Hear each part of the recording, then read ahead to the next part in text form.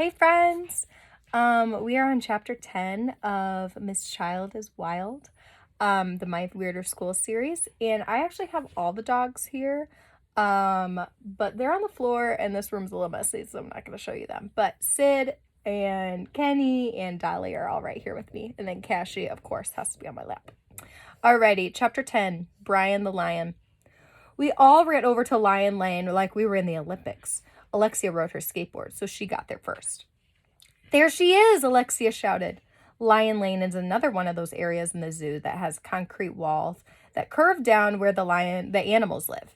I leaned over the edge and looked down. There was Emily lying on the ground at the bottom. Help! Emily whimpered. A big lion was pacing back and forth, and about 10 feet away from Emily, it looked like the lion didn't even notice she was there. Stay calm, Emily, said Mr. Granite. As if anybody could stay calm when they was trapped with a lion. I mean, Emily is a big crybaby anyways.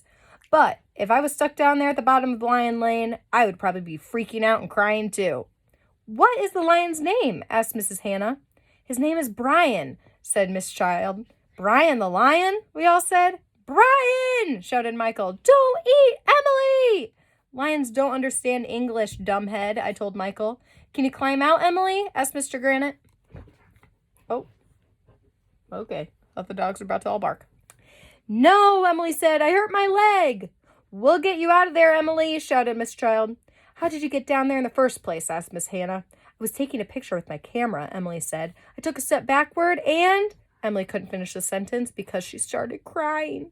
A bunch of the kids suddenly remembered that they brought cameras with them. They all started taking pictures of Emily and Brian the lion. It was a real Kodak moment.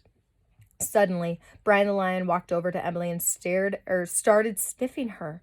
Brian the lion is going to eat Emily, whispered Neil the nude kid. Do lions eat people? Whispered Ryan. Only under certain conditions, said Miss Child. Like what condition? Hey! No. Sorry. Dolly was chewing on my chair. Do lions eat people? Whispered Ryan.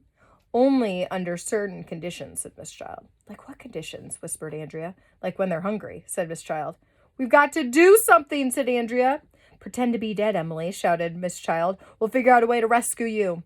Emily pretended to be dead. Brian the lion was still sniffing her. Then Emily sneezed and Brian the lion jumped back. I think I'm allergic to lions, Emily said. That's the least of your problems, I told her. Maybe Brian the lion is allergic to Emily too, said Neil the nude kid. Brian the lion went back to Emily and sniffed her some more. Emily sneezed again. Help! Do something! He's gonna eat me! I'll take care of this, said Miss Child. She ran over to a little shed next to Lion Lane and came out with a long whip in one hand and a chair in her other hand. Then she went to the edge of Lion Lane and slid down a curved wall to the bottom. Brian the lion turned away from Emily and looked at Miss Child. Be a good boy, Brian, Miss Child said as she walked toward him slowly, holding the chair in front of her. Leave Emily alone. Miss Child has gone wild, said Ryan. Isn't that dangerous, being so close to a lion? Asked Mr. Granite. Don't be silly, Miss Child said. The animals are my friends. We're just living creatures trying to make our way in the world. We're all part of a family of man, blah, blah, blah, blah, blah, blah, blah. Aren't you afraid that Brian the lion is going to eat you? Asked Miss Hannah. Brian wouldn't do that. I respect him and he respects me. Brian the lion took a few steps toward Miss Child and growled at her. She cracked the whip and walked backward. Down, boy, Miss Child said calmly. It was cool. Miss Child was like a lion tamer in the circus. Emily was still crying on the ground, freaking out. Why don't you use your supervision to burn a hole in Brian the lion? I yelled. Brian the lion took a few more steps toward Miss Child. Then he growled and swiped at her with his paw. Woo! We all went.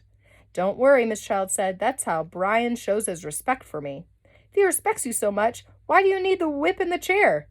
That's when the weirdest thing in the history of the world happened. Brian the lion got up on his hind legs, growled really loudly, and started chasing Miss Child. Miss Child dropped the whip and the chair and took off like she was in the Olympics. It was amazing! Help! Help! Shouted Miss Child. Run for your life! We all screamed. Brian the lion was chasing Miss Child all over Lion Lane, and we got to see it live and in person. You should have been there. Miss Child was a fast runner. If you ask me, they should have used lions in the Olympics because people run a lot faster when a lion is chasing them, especially a hungry one. While Brian the lion was chasing Miss Child around, Dolly, No, we cannot do squeaky toys when I'm reading a story. Good like this. Thank you. While Brian the lion was chasing Miss Child around, Emily struggled to her feet and started limping toward the wall. She tried to climb up. You can do it, Emily, shouted Andrea. I can't. It's too steep. That's when the most amazing thing in the history of the world happened. But I'm not going to tell you what it is. Okay, I'll tell you. But you have to read the next chapter. So na boo boo. All right, friends. Next chapter comes on Wednesday. So see you then. Bye. Bye. Say bye, Kashi. Bye.